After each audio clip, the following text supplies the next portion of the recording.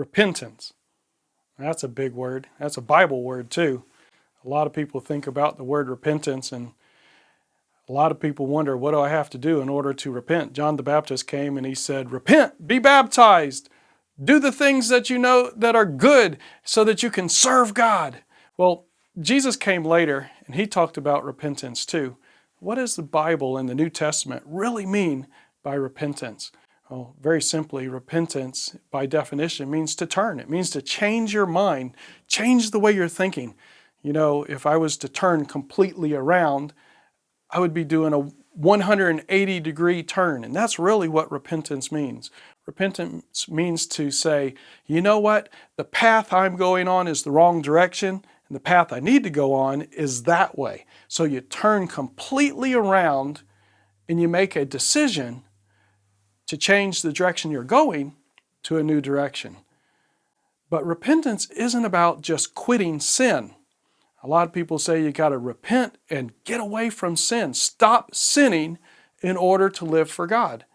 Well, what does repentance really mean in the New Testament? It means not a dropping away of the sin, but a turning to righteousness. When we turn to God and we recognize what Jesus did for us on the cross, we automatically, by grace, begin to stop doing the things that were hindering us from having a relationship with God. In other words, we stop sinning. Sin, if you focus on it, is not going to help you stop sinning.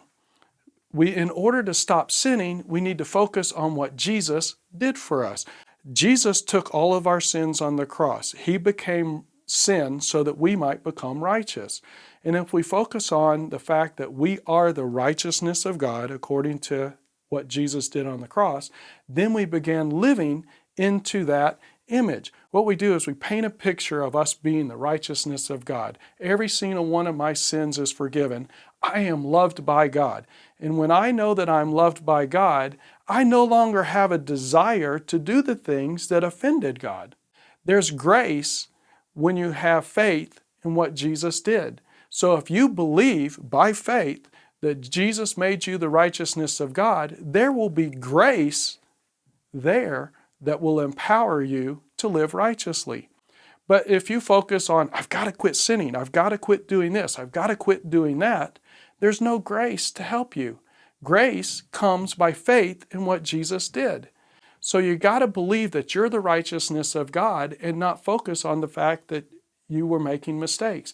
If you keep focusing on your mistakes, you're going to start deciding, am I worthy? Am I not worthy? You're basically measuring your value to God based on what you do. Every time you fail, you're no longer worthy.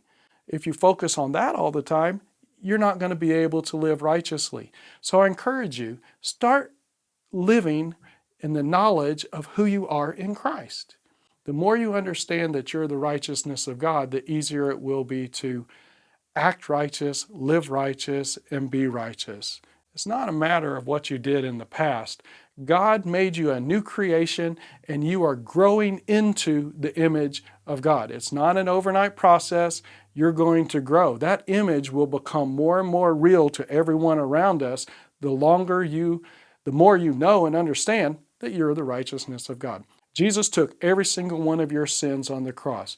He made you righteous. And when you accepted Jesus as your Savior, you became righteous because of what He did. You are the righteousness of God. You're loved by Him. Live into that picture.